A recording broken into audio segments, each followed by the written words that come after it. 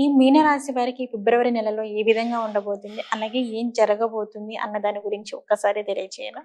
మీనరాశిలో శని తాండమాడుతుంది. హ్మ్.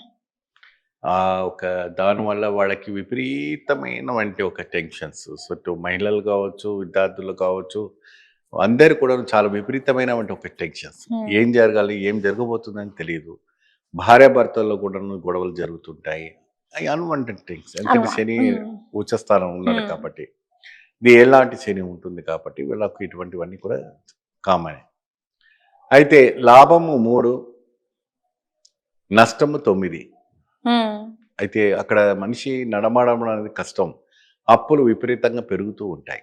ఈ అప్పులు విపరీతంగా పెరిగేటప్పటికి మనిషికి ఏమిటంటే ఏ విధానమైనటువంటి ఒక ధ్యాస అనేది ఒక దగ్గర ఉండదు.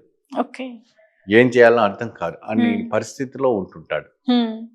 అప్పుడు ఈ మీనరాశి వాళ్ళు ఎక్కువ శాతము కొన్ని దానాలు కానీ, కొన్ని ఉగ్రస్వరూపమైనటువంటి శక్తులు ఏదైతే ఉన్నాయో అటువంటి ఆలయాలకు వెళ్ళటం. ఎందుకంటే రాహు, కేతువు, గురువు ఇవన్నీ కూడా కొద్దిగా వ్యతిరేకిస్తున్నాయి. మళ్ళీ అదే విధంగా శని కూడా వ్యతిరేకిస్తున్నాడు. శుక్రుడు కూడా సహకరించట్లేదు. కాబట్టి మీనరాశి వాళ్ళకి కొద్దిగా ఇబ్బందే ఉంటుంది. పోతే ఈ నెలలో మీకు ఏమైనా సంబంధం కుదురుతుందంటే అది దగ్గర దాకా వచ్చి కూడా క్యాన్సిల్ అవ్వడానికి అవకాశం ఉంటుంది. కాబట్టి కొన్ని గట్టిగా సాధన చేయటం వల్ల కొన్ని విశేషమైనటువంటి ఫలితాలు రావటం అనేది జరుగుతాయి. ఓకే గురువుగారు. అలాగే ఈ మీనరాశి వారి జాతకంలో ఉన్న దోషాలు తొలగిపోవాలి అంటే వీరు ఏమేమి దానం చేయాలి అంటారు? మీనరాశి వాళ్ళు ఎక్కువ శాతం కిలంబావు గోధుమలు, కిలంబావు